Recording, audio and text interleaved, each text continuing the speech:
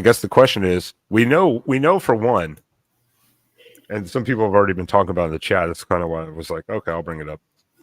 We know for Washington, this is a college football play-in, potentially play-out game. For Oregon, is it 100% guaranteed win and you're in for the playoffs? Here we go with this again. God, I've been listening to this all day too. There you go. I like bringing up, getting Spaz all riled up. Driving me nuts. It's just like the Heisman, just like it. Ain't no different.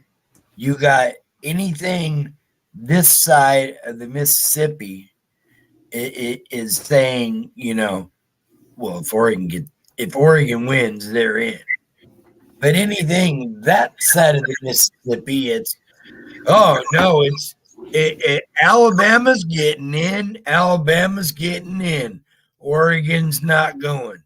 Florida State gets in regardless. Texas has got to get in. They've got the best quality win of the year. Ain't nothing can compare to that. And yeah, I've been listening to that all day, and it's driving me nuts because y'all are just, y'all. You hear me? Y'all are some full of shit, Feinbaum. Y'all and your stupid East Coast SEC bias. Oh, yeah. And Jackson Johnson. I will be on the Jacksonian this week. And we're gonna have it out, son, because I've had it with your Alabama bias. You guys need to watch some West Coast football for once in your life. Hell, we get up at 9 a.m. to watch your East Coast every year. Why can't y'all stay up to midnight to watch us once? Well, I didn't know I would rile Spaz up that much about a simple question. Yo, you got him going, Spaz. I'm gonna cut that down into a short. Yeah, he's been holding that one in for a minute.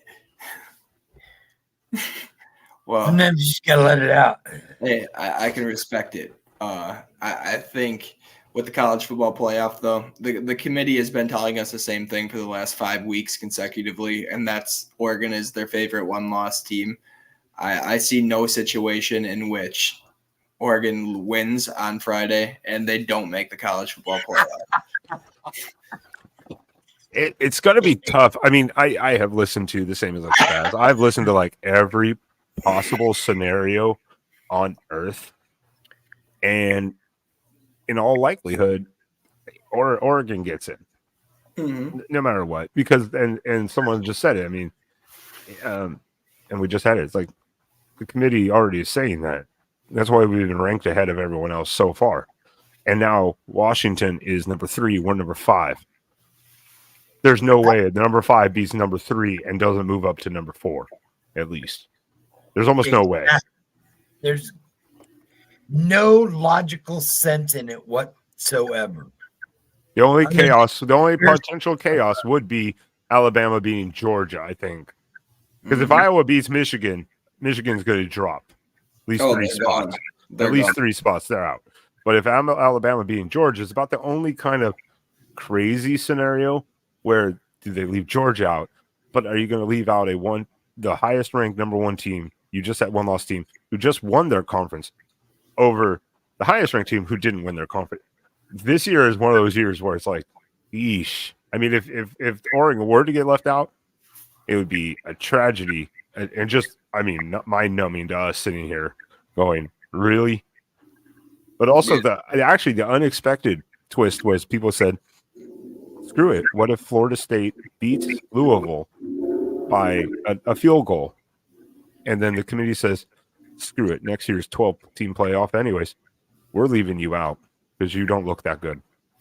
Well, that would be almost mind-blowing also, but there's no precedent for it and no unprecedented thing for it because by next year it won't even matter. Yeah, Louisville can absolutely win that game straight up. I think so too. Actually, I have a pretty good feeling that Louisville actually might win that one.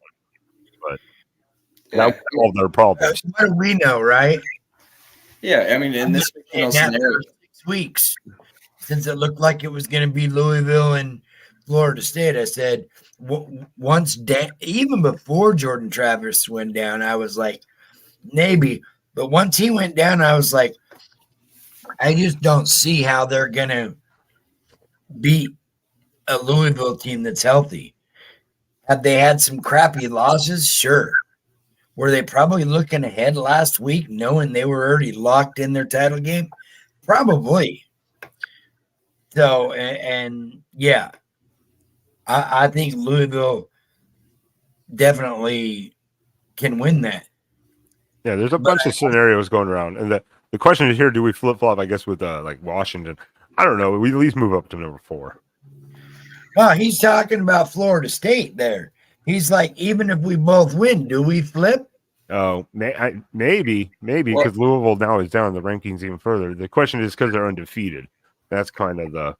Well, I get it, but at that point, if we go back to what was it, 2014, for the inaugural, college football playoff year, I believe we ran into this exact same scenario. It's the only other year that it's ever happened. The difference is Ohio State beat Wisconsin like 55-0.